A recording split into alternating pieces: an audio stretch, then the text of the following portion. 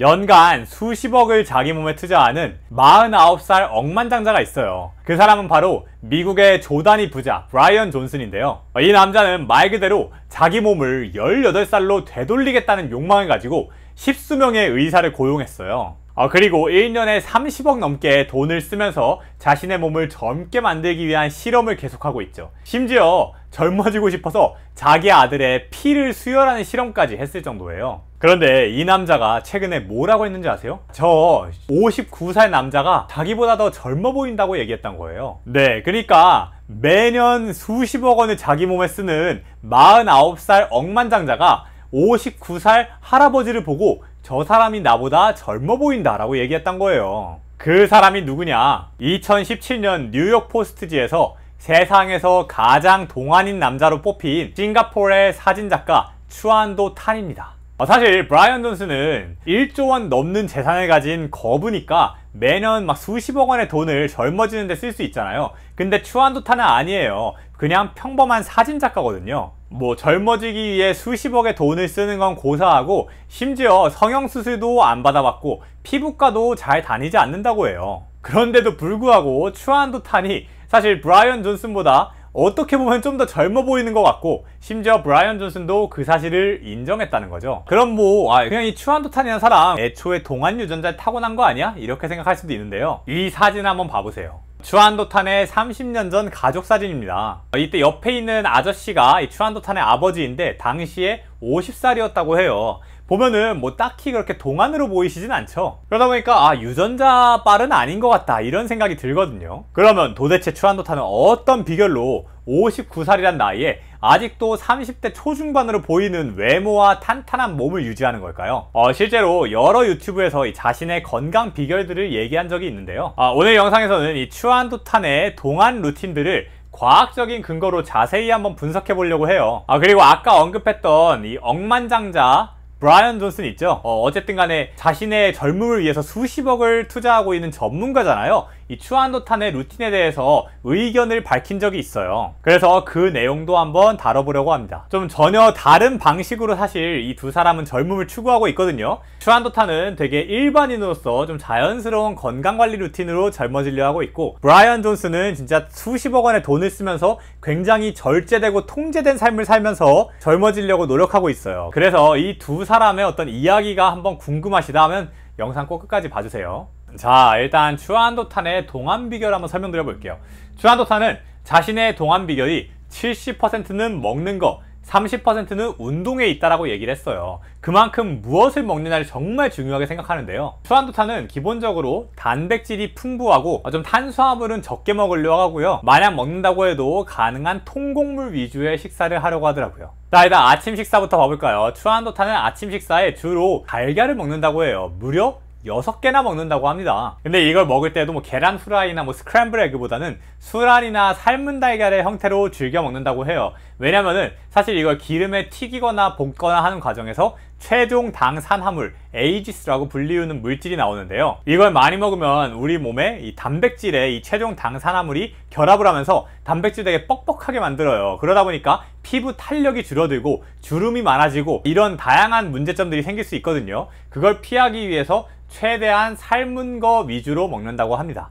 그리고 또 하나의 포인트가 있는데요. 노른자는 2개만 먹는다고 해요. 왜냐면은 이 노른자가 콜레스테롤이 많다라고 얘기를 하잖아요. 그러다 보니까 자신이 이 콜레스테롤 문제 피하기 위해서 노른자는 2개만 먹고 나머지 4개의 계란은 흰자만 먹는다고 얘기를 합니다. 근데 사실 이 달걀의 콜레스테롤 문제는 최근에 들어서는 거의 문제가 없다고 밝혀지긴 했어요. 아무래도 추안도 탄이 좀 옛날 사람이다 보니까 이거를 이렇게 믿고 있는 것 같아요. 사실 혈중 콜레스테롤 문제를 높이는 게 최근에는 우리가 섭취하는 콜레스테롤이 아니라 오히려 뭐 트랜스 지방이나 포화지방 같은 게 문제다라고 얘기하는 논문들이 거의 대부분이거든요. 실제로 다양한 협회에서 발표한 다이어트리 가이드라인이 있어요. 그래서 어떠한 식생활이 건강하고 어떠한 식생활을 지켜야 하는지 발표를 한 건데요.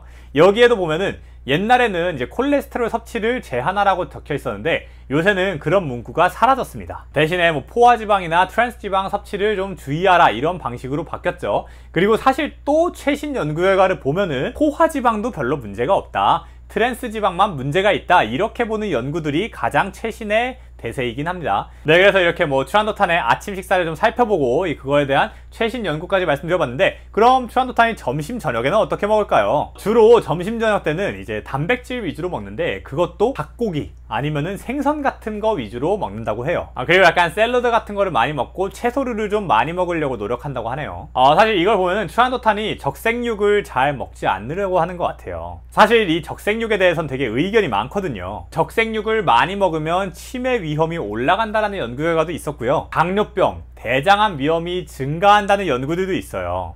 반면에 이런 적색육이 위험하다는 연구는 모두 근거가 부족하다. 적색육은 뭐 비타민 B, 뭐 다양한 영양분이 풍부한 슈퍼푸드다. 뭐 이렇게 얘기하는 사람들도 되게 많거든요. 그래서 사실 뭐 어떤 게 옳으냐 그르냐에 대해서는 뭐 명확한 결론이 나진 않은 상태인데, 어쨌든 추안도탄은 적색육보다는 닭고기, 생선 같은 그 외의 단백질 위주로 좀 섭취를 하고 있습니다. 또 간식으로는 주로 아몬드나 캐슈넛과 같은 견과류를 많이 먹는다고 해요. 근데 다만 여기서도 잠깐만 첨언을 하자면, 아몬드 같은 경우에는 또 옥살사안이 높은 함량을 나름대로 가지고 있기 때문에, 브라이언 존슨 아까 제가 얘기했던 이 억만장자는 주로 견과류를 먹을 때 호두랑 마카데미아를 위주로 먹거든요. 그래서 뭐 이런 것도 좀 한번 알아보시면 좋을 것 같아요. 자, 여기까지 추안도탄이 주로 먹는 슈퍼푸드들이 뭔지 한번 얘기 드려봤는데, 사실 이것보다 더 중요한 게 있죠. 우리 몸에 좋은 걸 먹는 것보다 우리 몸에 나쁜 걸 먹지 않는 게 훨씬 더 중요하거든요. 그래서 추안도탄은 절대로 먹지 않는 음식들이 있다고 해요. 그게 뭔지 한번 말씀드려 볼게요. 우선 첫 번째, 설탕,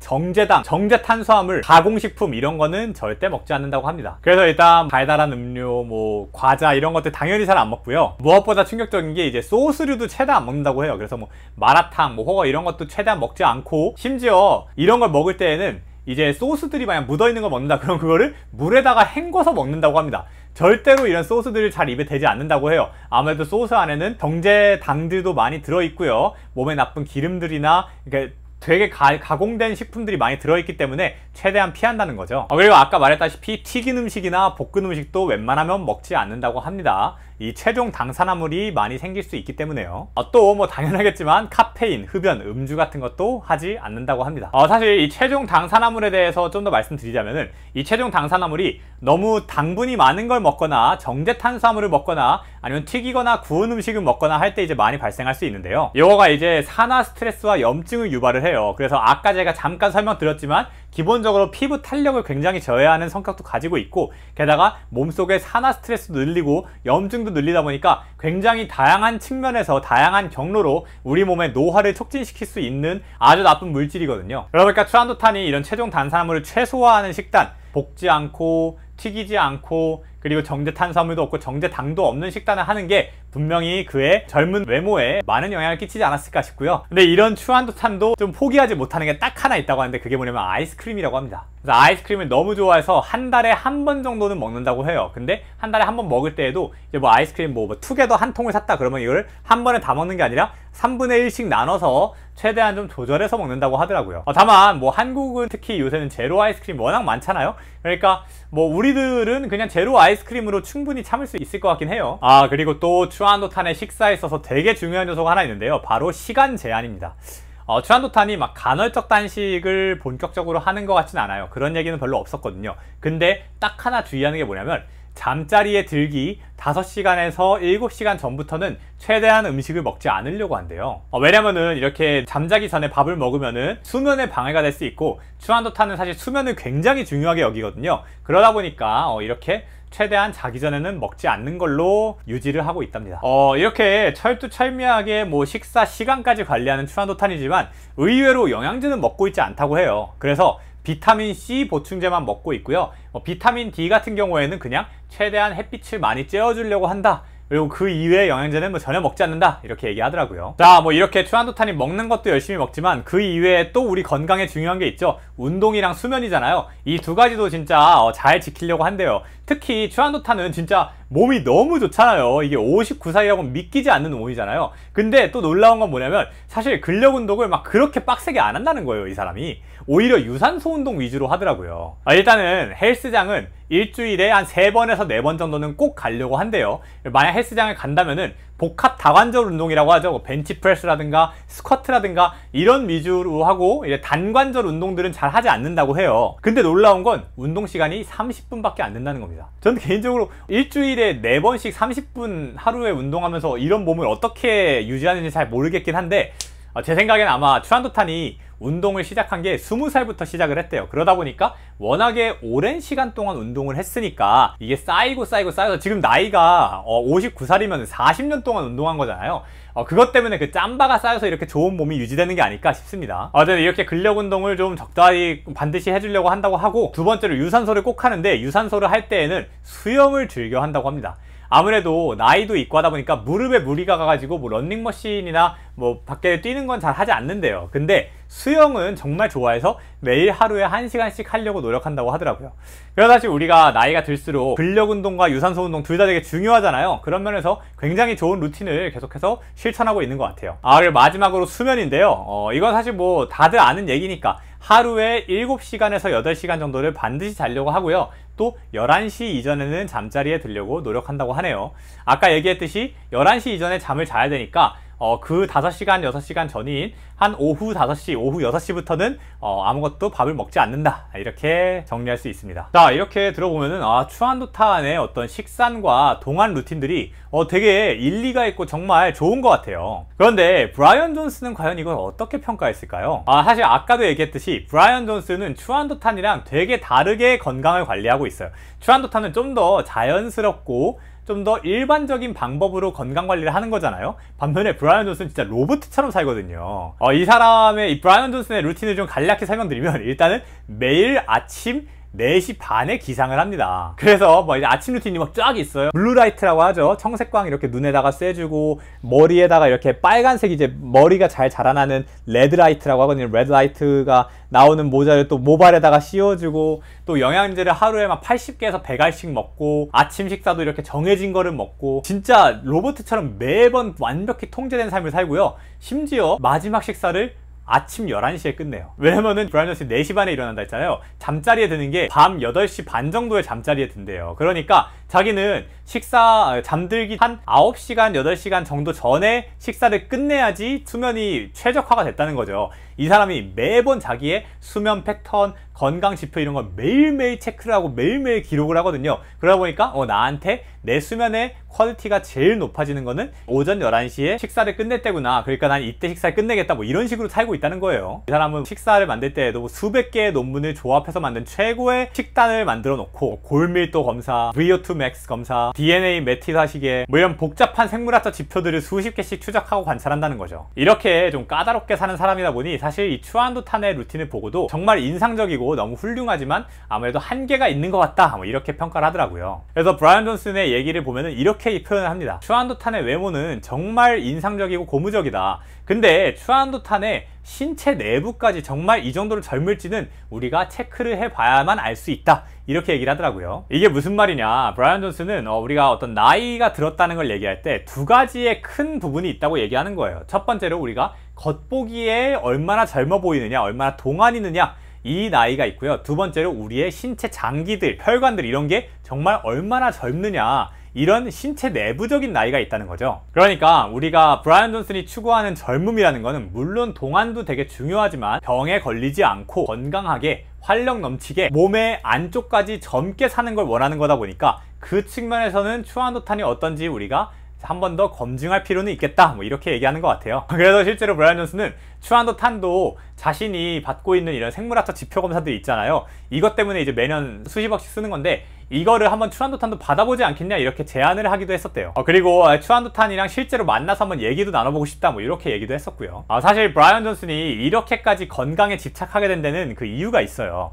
이 사람이 이제 조단위 부자라고 했잖아요. 2013년에 페이팔에 자신이 설립한 결제 관련 회사를 팔아가지고서는 억만장자가 됐어요. 근데 이 스타트업을 운영을 하면서 맨날 과로를 하고 스트레스를 많이 받고 이러다 보니까 건강이 정말 망가졌었던 거죠. 또 심각한 우울증까지 시달렸고요. 그래서 브라이언 존슨은 이게 내가 이래서는 안 되겠다. 내가 뭐 돈도 중요하고 뭐도 중요하지만 내가 진짜 건강하고 행복한 게 제일 중요한 거 아니냐. 이래서 매년 수십억의 돈을 쓰면서 자신이 젊어지고 건강해지기 위한 실험을 시작했고 이런 로봇 같은 삶을 자신의 약간 어떤 사명감을 가지고 하고 있는 사람이더라고요. 근데 뭐 그렇지만 브라이언 존슨도 자신의 실험에 어떤 한계가 있다는 거는 분명히 인정을 해요. 왜냐면 자기가 뭐 수십억씩 쓴다고 해도 이게 진짜 효과가 있는지 없는지는 사실 해봐야 아는 거잖아요. 그리고 막상 해봤는데 효과가 없었던 경우도 정말 많고요. 그래서 자기가 뭐 어떤 정답을 제시한다라기보다는 정답을 찾아서 실험해 나가는 과정 속에 있다, 뭐 이렇게 표현을 하기도 합니다.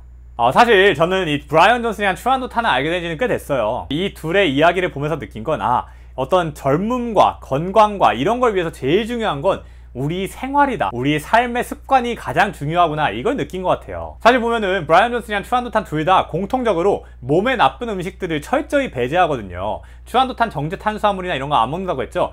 브라이언 존슨도 빵도 안 먹고 파스타도 안 먹어요. 뭐 튀긴 거 당연히 안 먹고요. 설탕 아이스크림 거 당연히 안 먹거든요. 그리고 둘 다 수면을 정말 중요시 여기고 둘 다 잘 자기 위해서 잠자기 몇 시간 전부터 공복을 유지하고 둘 다 꾸준히 운동을 하고 있죠. 물론 우리가 막 브라이언 존슨처럼 매년 30억 원씩 쓸 수 있다면 좋겠지만 사실 그건 불가능하잖아요. 그런데 이렇게 건강한 생활 습관을 만드는 건 돈이 없어도 할 수 있어요. 그러니까 저도 최대한 이렇게 건강한 습관을 내 몸에 체화를 시켜보자. 이래서 제가 뭐 전에도 밀가루도 끊어봤었고요, 간헐적 단식도 시작했고요, 뭐 이런 다양한 시도들을 하고 있는 거예요. 그리고 사실 뭐 저는 여기다 추가적으로 영양제도 먹고 있긴 해요. 왜냐면은 저는 어쨌든 뭐 추안도탄의 방식도 너무 훌륭하지만 사실 우리가 뭐 건강해지기 위해서 돈이 많이 안 드는 거라면은 최대한 해보면 좋지 않나 라는 주의거든요. 근데 브라이언 존슨이 하고 있는 다양한 실험들 중에서 대부분의 것들은 따라할 수 없어요. 너무 비싸서. 근데 영양제는 사실 뭐 충분히 먹을 수 있잖아요. 막 감당할 만 하니까. 그래서 뭐 저 같은 경우엔 뭐 브라이언 존슨이 먹는 영양제 리스트도 쭉 터디를 해봤는데요. 이것도 나중에 한번 영상 올리려고 해요. 좀 분석을 해가지고. 근데 뭐 보면은 이제 뭐 오메가3도 먹고 있고요, 뭐 글루타치온도 먹고, 뭐 CAAKG라고 약간 우리 몸의 세포 에너지를 도와주는 성분도 먹고, 뭐 종합 비타민류도 먹고, 뭐 다 먹고 있는데 사실 그 중에서도 특히나 브라이언 존슨도 중요시 여기는 게 이제 NMM이라는 물질을 또 중요시 여기더라고요. 사실 이 NMM이라는 물질은 이 노화 방지를 연구하는 하버드대의 데이비드 싱클레어 박사님이 발견한 물질인데요.